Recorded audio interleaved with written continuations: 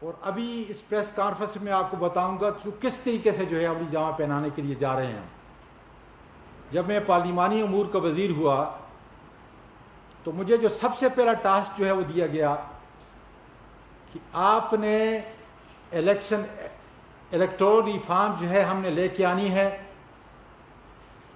اور ایک غیر جانبدار شفاف الیکشن کی طرح ہم نے اس جمہوریت کو مضبوط کرنا ہے، جس کے تناظر کے اندر میں لمبی تفصیل میں نہیں جاتا. بہت سارے اسٹیک ہولڈر جتنے آپ سوچ سکتے ہیں ہم نے آن بورڈ کیے، اور سب سے بعد میں پھر میں مشکور ہوں اس کمیٹی کا جس کی سربراہی جو ہے وہ شوکت محمود صاحب، پرویز خٹک صاحب، عمر ایوب صاحب اور دوسرے وزراء جو ہے وہ کر رہے تھے.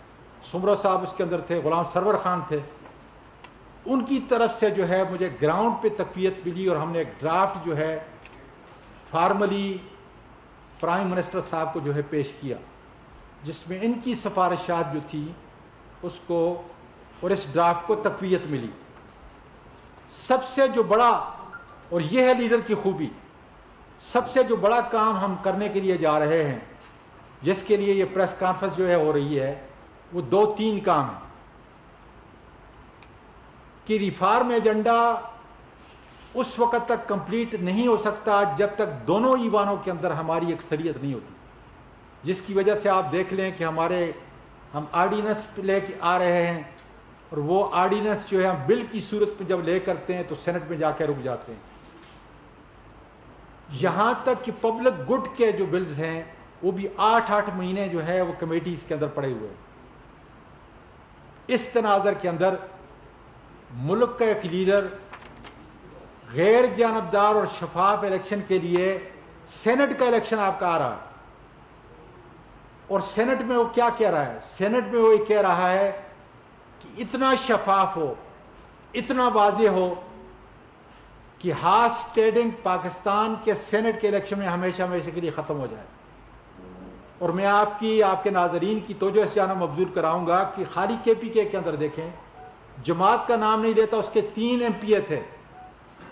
ہمیں 16.5 ممبرز کے اوپر جو ہے وہ ایک سینیٹر جو ہے وہ منتخب ہوتا تھا، اور اس جماعت نے 2 اپنے سینیٹر منتخب کرائے. اور آپ کو پورا پس منظر کا پتہ ہے کہ عمران خان نے اتنی چھوٹی جیسی میجارٹی کے باوجود اپنے 20 MP کو نکالا. یہ بھی کوئی چھوٹی بات نہیں تھی، یہ صرف ایک لیڈر کر سکتا ہے، حکمران نہیں.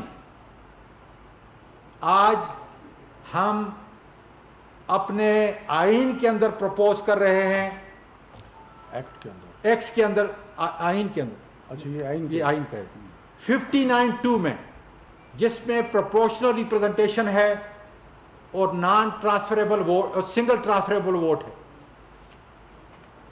اور دوسری سیکشن ہے 226 کی، کہ جس طریقے سے ہم یہ پروپوز کر رہے ہیں اور یہ بل کانسٹیٹیوشنل امینڈمنٹ کی صورت کے اندر جو ہے پارلیمنٹ کے سامنے پیش کر رہے ہیں، کہ جس طریقے سے CM کا چیف منسٹر کا سامنے سب کو پتہ ہوتا ہے کس نے ووٹ دیا ہے، یا پرائم منسٹر کا بالکل اسی نہج پہ آپ کا سینٹ کا الیکشن جو ہے ہو جا رہا ہے، تاکہ ہارس ٹریڈنگ ہمیشہ کے لیے جو ہے دفن ہو جائے. یہ ہے لیڈرشپ اور یہ ہے ویژن.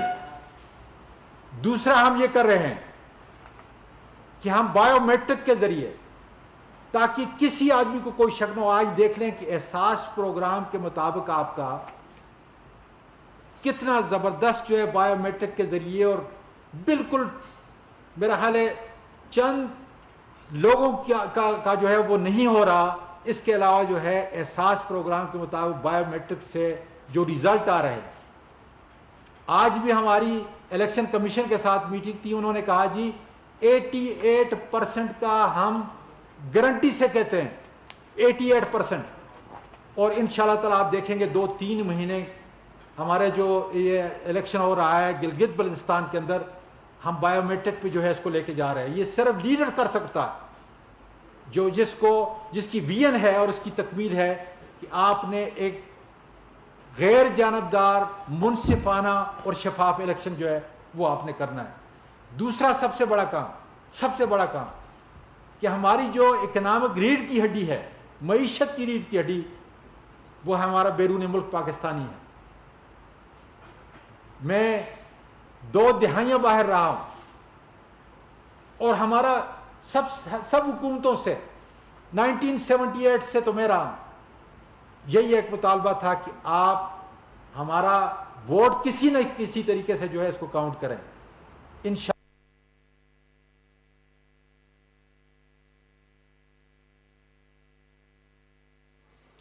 وفاقی وزیر عاصم سواتی اور ان کے ہمراہ وزیر تعلیم شفقت محمود بھی ہیں، میڈیا کو بریفنگ دے رہے ہیں.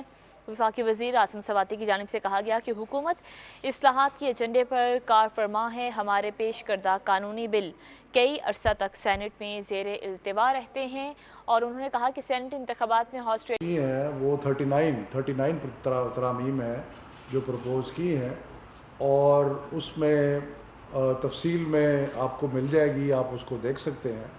لیکن موٹی موٹی باتیں ہیں، جو ایک تو بڑی اہم باتیں جو تھی جو سواتی صاحب نے بتا دی کہ سینٹ کا الیکشن جو ہے وہ شفاف طریقے سے ہوگا.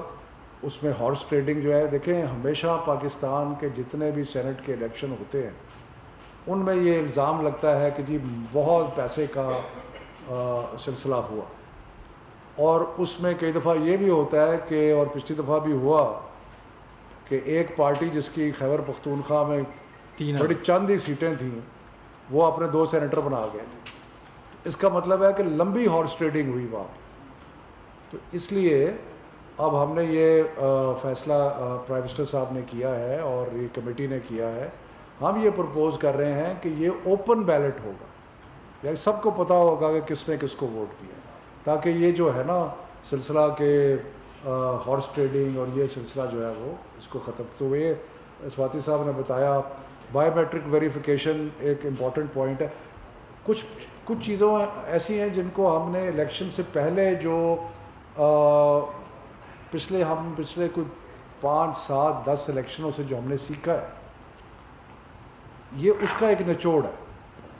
مثال کے طور پہ ہم کہتے ہیں کہ جی پولنگ سکیم جو ہے وہ بڑی امپورٹنٹ ہوتی ہے، کہ لوگوں کے گھروں میں پولنگ اسٹیشن بن جاتے ہیں. کئی دفعہ ایسی جگہ پولنگ اسٹیشن بن جاتے ہیں جہاں کسی کو اعتراض ہوتا ہے.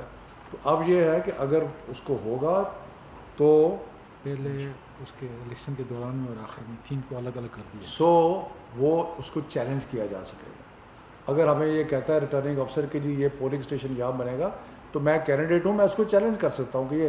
اسی طرح پولنگ سٹاف جو ہے، اگر ہم سمجھتے ہیں کہ پولنگ سٹاف ایسا ہے جو کہ کوئی بھی کینڈیڈیٹ اگر یہ سمجھتا ہے کہ پولنگ سٹاف ایسا ہے جو کہ جانبدار ہے، جو کہ جس کی لائلٹی جو ہے وہ اسٹیٹ کے ساتھ نہیں کسی شخص کے ساتھ ہے، تو وہ اس کو بھی چیلنج کر سکتے. تو یہ مختلف چیزیں ہم نے کی ہیں جن کا مقصد یہ ہے کہ الیکشن سے پہلے جتنے معاملات تاریخی طور پہ ڈیلیمیٹیشن ہمیں ایسے ملے ہیں کہ جن سے کوئی پرابلم ہوتی ہے، مثلا ڈیلیمیٹیشن ہم نے کہا 4 مہینے پہلے تک ہو جانی چاہیے. تو اس طرح مختلف چیزیں ایسی ہیں جن کا تعلق الیکشن سے پہلے جو خرابیاں ہوتی تھیں ان کو بہتر کرنے کے لیے ہے. پھر کچھ چیزیں ایسی ہیں جن کا تعلق الیکشن ڈے سے ہے، کہ جی کس طرح الیکشن والے دن مثلا پولنگ لسٹ جو ہے اس سلسلے میں پچھلی دفعہ ہم نے بڑی مشکل سے قانون میں ڈلوایا، لیکن پھر بھی کینڈیڈیٹس کو الیکٹرانک جو وہ کیا ہوتی ہے مختلف طریقوں سے کمپیوٹر میں ڈالنے کی لسٹیں نہیں ملی تھی رولز.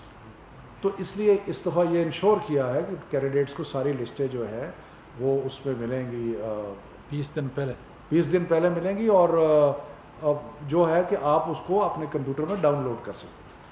اسی طرح کئی چیزیں ہیں، اور کچھ چیزیں ایسی ہیں جو الیکشن کے بعد ہیں کہ تاکہ جو فیصلہ اپیلوں کا یا باقی چیزوں کا جو ہے وہ جلدی ہو سکے. 1-2 اور چیزیں جو ہم نے پرپوز کی ہیں جو کہ ابھی اس آپ کو نظر نہیں آئیں گی لیکن جو آئندہ نظر آئیں گی، وہ یہ ہے کہ جو خواتین کی مخصوص نشستیں ہیں ان پہ پارٹی لیڈرشپ جو ہے اپنی لسٹ جو ہے وہ الیکشن کے بعد دے گی بجائے الیکشن کے پہلے.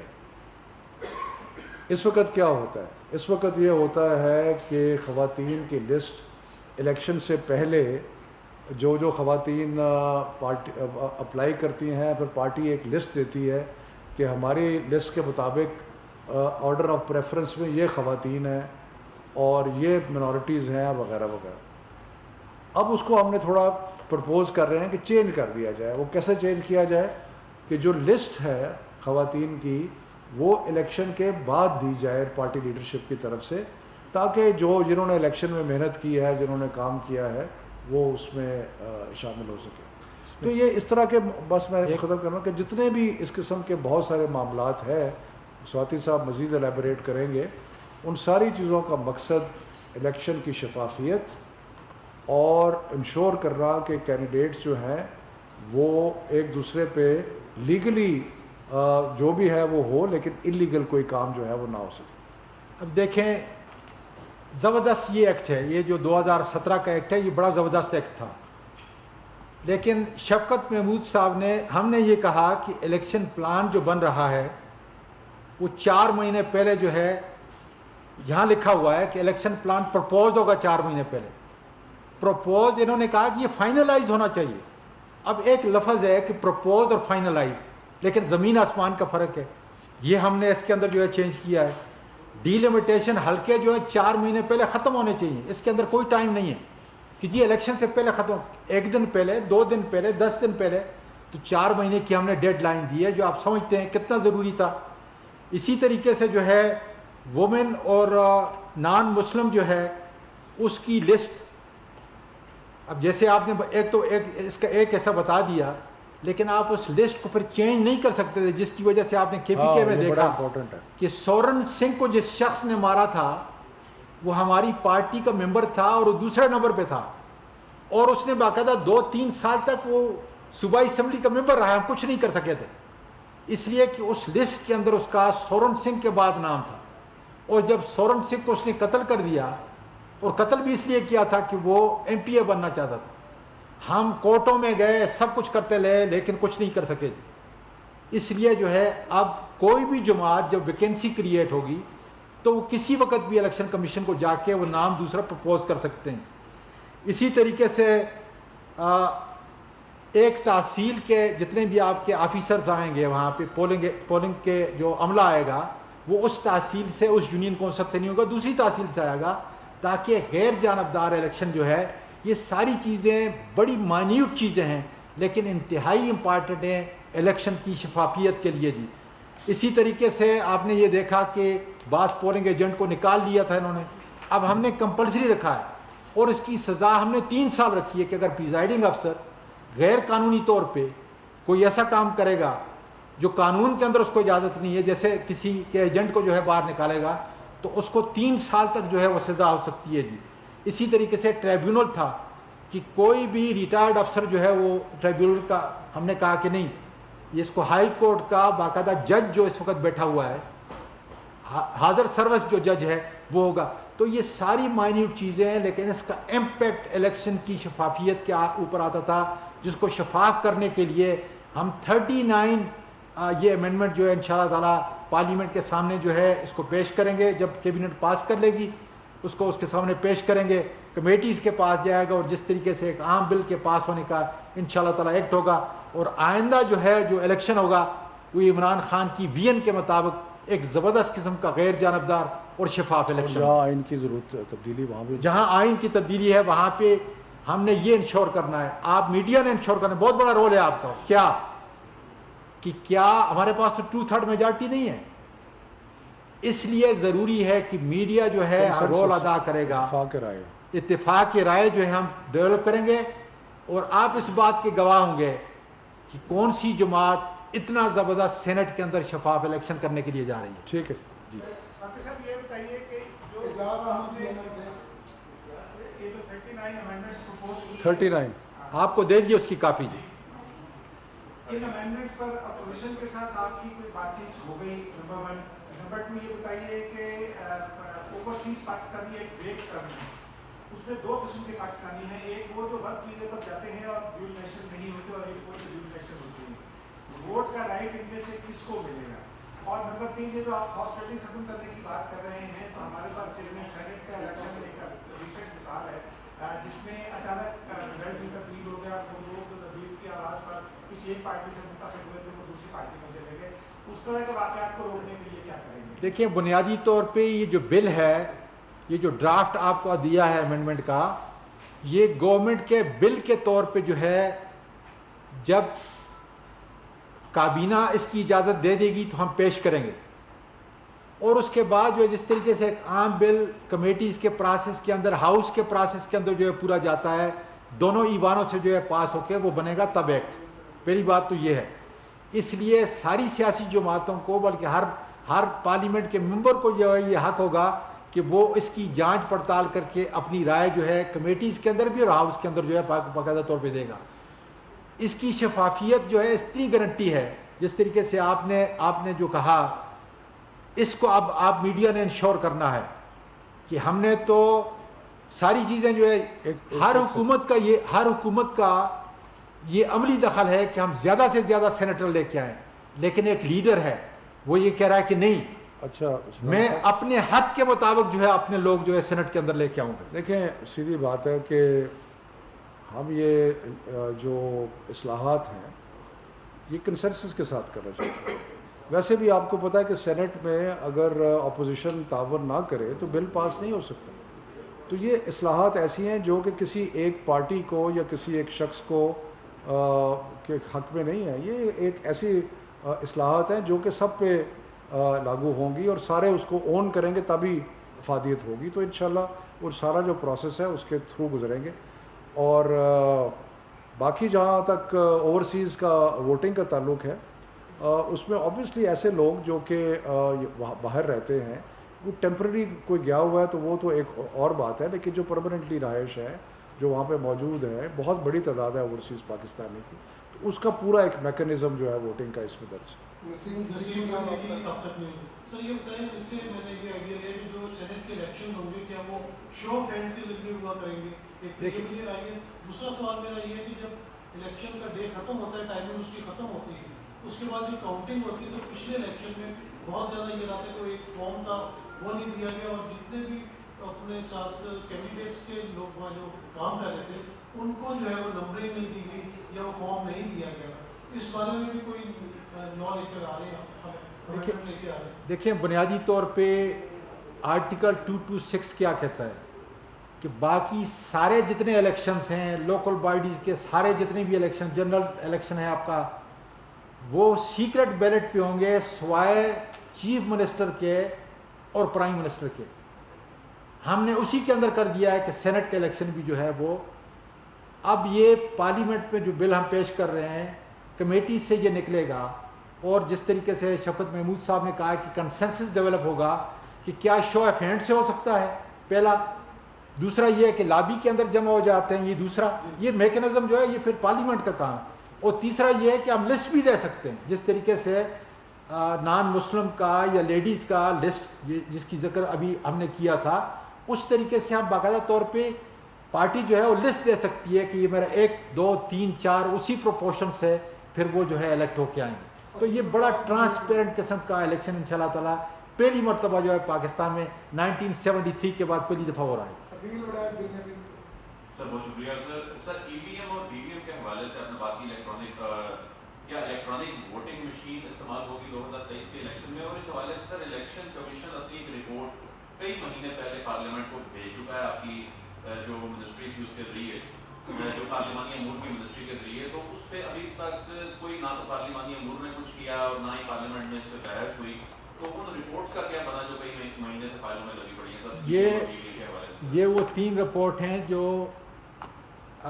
सेक्शन 103 जो जिसमें शफकत महमूद साहब ने भी उसने और शीरी मजारी ने बहुत सारा हमारा उस वक्त जो है ख़ासकर प्रेसिडेंट ऑफ पाकिस्तान जो डॉक्टर अलवी साहब हैं उसने बहुत बड़ा किरदार अदा किया था।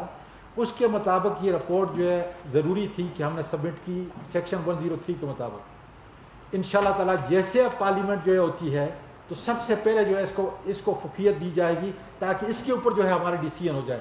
जाहिर है कि ये एक एक्ट की एक शिक है जिसके मुताबिक जो है पार्लियामेंट ने ये फैसला करना है, लेकिन हम कोशिश कर रहे हैं कि गिलगित बल्तिस्तान में जो इलेक्शन इस वक्त हो रहा है वो कम अज़ कम जो है बायोमेट्रिक हो और इलेक्ट्रॉनिक मशीन के ज़रिए, ताकि इंतहाई गैर जानबदार इलेक्शन। इलेक्ट्रॉनिक मशीन के ज़रिए देखें, बात यह है कि 2 चीज़ें हैं उसको ज़हन में रखने की ज़रूरत है।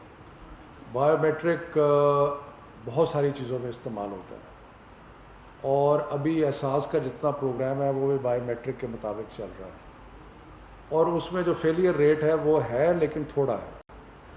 سو آبویسلی اس کے لیے ایک بندوبست کرے گا کہ جس کا نہیں بایومیٹرک ریکگنائز ہو رہا وہ ووٹ کیسے دے گا، کیونکہ کسی کو ووٹ کے حق سے محروم نہیں رکھا جا سکتا. الیکٹرانک ووٹنگ مشین کے بارے میں سمجھتا ہوں کہ ابھی بہت سارا کام کرنا باقی ہے، اور شاید وہ جتنا کام کرنا ضروری ہے وہ گلگت بلتستان کے الیکشن تک وہ شاید ممکن نہ ہو سکے، لیکن اس کو اسٹڈی کرنا پڑے گا. کچھ ممالک ہیں دنیا کے جو الیکٹرانک ووٹنگ مشین کے مطابق چل رہے ہیں، کچھ ہیں جنہوں نے چلا کے واپس چلے گئے ہیں اسٹیمپنگ کے اوپر، کیونکہ انہوں نے کہا ہے کہ یہ ریلائبل نہیں ہے. ہمارے ہمسائے میں سارے الیکشن الیکٹرانک ووٹنگ مشین سے ہوتے ہیں. تو یہ ساری چیزیں جو ہیں یہ بایو میٹرک جو ہے وہ بڑا ضروری ہے تاکہ ووٹر کی آئیڈینٹیفیکیشن ہو سکے. شفقت صاحب، آپ کو پاکستان کی پولیٹکس میں مین آف کریڈیبل کے طور پہ جانا جاتا ہے. آپ کے مخالفین بھی کبھی آپ پر اس طرح آپ کیا سمجھتے ہیں کہ یہ جو 39 جو پوائنٹس ہیں ان پہ تبدیلی کر رہے ہیں، وسیع پیمانے پہ کنسنسس پیدا کریں گے یا میجورٹی بیس پہ کریں گے؟ دوسرا سوال صاحب آپ سے کہ آپ کہہ رہے ہیں 2 دہائیوں سے آپ باہر تھے، یہاں آئے، اپنے پالیٹکس میں حصہ لیا، آپ آنے کے بعد ایک جماعت میں شامل ہوئے، آپ کے الزامات لگاتے رہے آپ کے مخالفین کہ آپ اسی دولت کے بلبوتے پہ سینٹ میں گئے اور اس جماعت میں بھی گئے. تو کیا آپ اس بات کی نفی کرتے ہیں کہ آپ ایک منٹ مجھے دیکھیں، جو آج کی سبجیکٹ ہے پریس کانفرنس کا، اس میں ہم رہیں. ہماری کوشش ہوگی کہ الیکشن ایک ایسی چیز ہے کہ جس پہ وسیع کنسنسس ہونا چاہیے، اور میرا خیال ہے کہ جو ہم نے چیزیں پرپوز کی ہیں انشاءاللہ تعالیٰ اس پہ وسیع کنسنسس ہوگا. جو پروسیس ہے نیشنل اسمبلی اور سینٹ کا، اس کے اندر کمیٹیز موجود ہیں، وہ کمیٹی اسٹڈی کریں گی، ساری پارٹیوں میں اس میں ہوں گی. ہم تو بلکہ اگر اگر اتنی میجورٹی بھی ہو، جو کہ نہیں ہے، لیکن اگر ہوتی بھی، اگر 2/3 بھی ہوتی، تو میں پھر بھی کہوں گا کہ جو الیکشن کے قوانین ہیں ان کو پھر بھی اتفاق رائے سے بنانا چاہیے، کیونکہ الیکشن کے بارے میں ابہام جو ہے وہ ختم ہونا چاہیے. اس لیے ہم چاہیں گے کہ یہ سارا جو معاملہ ہے یہ پوری کنسلٹیشن کے ساتھ اور اتفاق رائے سے. ٹھیک، میں آپ کو یہ جواب دے دوں کہ سب سے پہلے جو میں آیا تھا 2001 کے اندر، تو میں ڈسٹرکٹ ناظم تھا، اور ڈسٹرکٹ ناظم جو ہے غیر جانبدار تھا. اس کے بعد جو ہے میں ایک انڈیپینڈنٹ حیثیت سے جو ہے جیت کے آیا، اور وہ میرا اپنا حلقہ تھا، اور اس کے بعد پھر میں کسی جماعت میں شامل ہوں. تو آپ کی درستگی کے لیے میں یہ کہہ رہا ہوں کہ میں پہلے جماعت میں شامل ہوں، پہلے ڈسٹرکٹ ناظم رہا ہوں. پھر جب مشرف صاحب نے یو ٹرن کیا ہے تو میں نے سب سے پہلا آدمی تھا پاکستان میں استعفیٰ دیا ہے، کیونکہ اس وقت وہ اس جمہوریت کو شیم ڈیموکریسی کہتا تھا. تو میں نے کہا اب تو آپ اس کا حصہ بننے کے لیے جا رہے ہیں، تو آپ کو مجھے کریڈٹ دینا چاہیے اس سلسلے میں بھی. اچھا، یہ بایو میٹرک کا جو الیکشن ہو رہے ہیں گلگت بلتستان میں، یہ پہلے نیشنل اسمبلی سے اپروو ہوگا، اس کے بعد آزاد کشمیر میں بھی اس کی امپلیمنٹیشن ہوگی. دیکھیں، ہم نے پہلے بھی ایکسپیریمنٹس کچھ بائی الیکشنز میں کیے تھے، اور میرا خیال ہے کہ اب سلسلہ اور بہتر ہو گیا ہے. تو حتمی فیصلہ تو الیکشن کمیشن کرے گی، اور گلگت بلتستان کی الیکشن کمیشن کرے گی. گورنمنٹ نے تو نہیں کرنا ہے، لیکن ہم سمجھتے ہیں کہ بایو میٹرک کا نظام جو ہے اس سے الیکشن کی شفافیت میں اضافہ ہو. آخری سوال فرا سر، یہ کابینہ میں غیر منتخب ارکان کے خلاف غلام سرور کے بعد اب فواد چودھری بھی بول پڑے ہیں کہ اپنے سیاست ڈکلیئر کرنا بڑا ضروری ہے. اس حوالے سے آپ کیا کہیں گے؟ دیکھیں، وزیر اعظم آئین کے مطابق اپنے جتنے بھی کابینہ کے ممبران ہیں ان کو سلیکٹ کر سکتے ہیں. جو ایڈوائزر وہ چاہتے ہیں اس کو سلیکٹ کر سکتے ہیں قانون کے مطابق، آئین کے مطابق. آئین کہتا ہے کہ 5 ایڈوائزر جو ہیں وہ منسٹر کے طور پہ ہوں گے، وہ پارلیمنٹ کا سیشن بھی اٹینڈ کر سکتے ہیں. اس کے علاوہ جو اسپیشل اسسٹنٹس ہیں وہ پرائم منسٹر کی مدد کرنے کے لیے. ساری دنیا میں ایسے ہوتا ہے, ہر ملک میں ایسے ہوتا ہے, اور یقیناً کچھ جو پولیٹیکل پروسیس سے گزرے ہوتے ہیں ان کا آپس میں روابط زیادہ مضبوط ہوتے ہیں. جو ٹیکنوکریٹس یا اسپیشلسٹ آتے ہیں ان کے ساتھ روابط اور ان کے ساتھ ایک رشتہ بنتے ٹائم لگتا ہے, لیکن اس چیز میں کوئی دو رائے نہیں ہے کہ یہ پرائم منسٹر کا, نہ صرف اس پرائم منسٹر کا بلکہ پرائم منسٹر کا بلحاظ عہدہ یہ اختیار ہے کہ وہ کتنے لوگوں کو اپنی کابینہ میں شامل کریں.